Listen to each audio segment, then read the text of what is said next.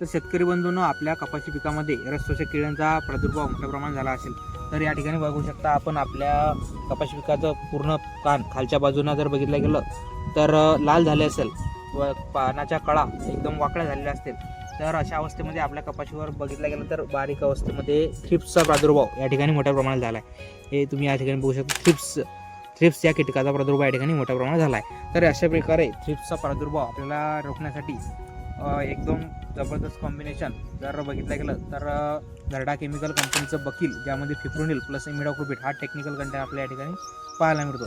त्याचा जर आपण वापर करत असाल मित्रांनो तर 40 ml 35 ते 40 ml प्रति 15 लिटर पंपाच्या हिशोबाने आपल्याला या ठिकाणी वापर करायचा आहे। त्यासोबतच मार्केटमध्ये सिजंटा पेस्टिसाइड कंपनीचं ISO सायक्लोसराम नावाचं कंटेंट उपलब्ध असलेलं सिमोडिस नावाचं औषध एकदम जबरदस्त रिझल्ट मित्रांनो, थोडं कॉस्टली जाईल परंतु एकदम जबरदस्त रिझल्ट आपल्याला थ्रिप्ससाठी आणि सकिंग पेस्टसाठी पाहायला या ठिकाणी आपल्याला मिळेल।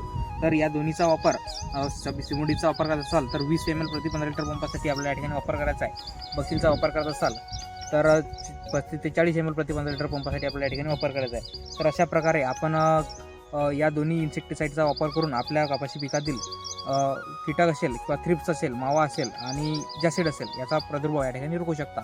तुम्ही कोणतं थ्रिप्ससाठी कोणतं कॉम्बिनेशन या ठिकाणी वापरता आम्हाला कमेंट सेक्शनमध्ये सांगा आणि जास्तीत जास्त शेतकऱ्यांच्या व्हॉट्सअप ग्रुपला हा व्हिडिओ शेअर करा। भेटूया मित्रांनो पुढच्या व्हिडिओमध्ये, तोपर्यंत राम राम।